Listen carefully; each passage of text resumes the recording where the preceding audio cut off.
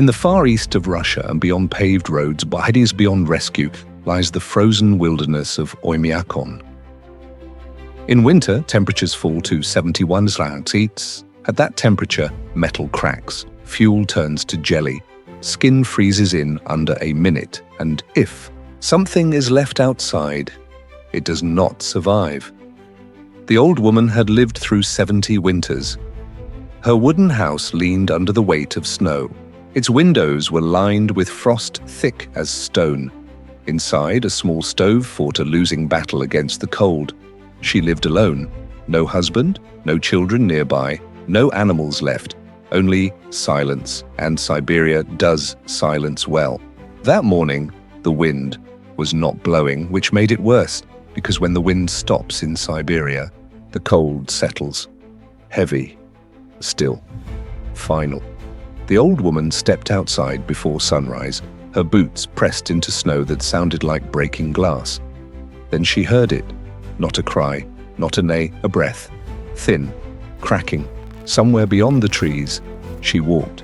Toward it. Slowly. Carefully. At 71 is rushing is dangerous. There he stood. A horse. Tied to a wooden post, driven into the frozen earth. Abandoned. Ice coated his eyelashes. Frost clung to his nostrils. The rope around his neck had frozen stiff like iron. He was not fighting anymore. That was the worst part. He had already stopped fighting in Siberia. When something stops fighting, it is close to the end. The old woman stood there for a long time. She understood the risk. Her hands were already numb. Her lungs burned with every breath.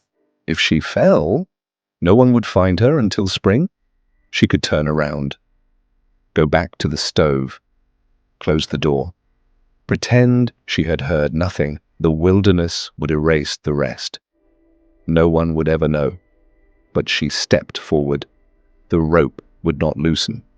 Her fingers would not obey her. She pulled anyway. Skin tore. Blood froze before it could fall. The horse swayed, then collapsed into the snow. The sound of his body hitting the ground was soft. Too soft, like something already gone. She did not cry.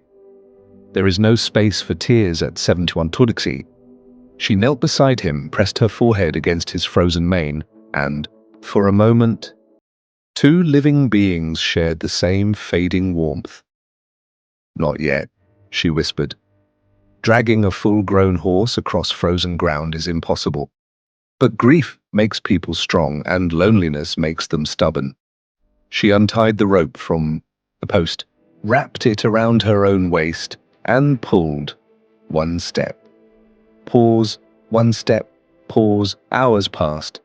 Darkness came early, as it always does. The moon rose over the white emptiness. Inside her house, the stove was dying. Outside, so was he. When she finally reached her door, she did something no one in this village had ever done. She brought the horse inside. The wooden floor groaned under the weight. The air filled with steam as frost melted from his body. She gave him her blankets, her stored grain, her last pieces of dried hay, saved for trade, all of it. Because in that moment, saving him meant saving something inside herself. The first night was the longest. She did not sleep. She rubbed his legs, pressed warm cloth against his chest, listened for breathing. Every time his chest paused too long, her heart stopped too. Outside, the temperature fell even lower. Inside, two fragile lives refused to surrender. Morning came slowly. Grey light entered the room. The horse moved, just a little. An ear twitched, then an eye opened, and in that frozen village, something shifted, not the weather, not the wind, something quieter. Hope. Weeks passed. The horse stood again, then walked. The old woman laughed for the first time in years, a sound unfamiliar to her own ears. Neighbors would later say it was foolish, dangerous, irresponsible, but none of them had heard that breath in the stillness. None of them had felt that choice.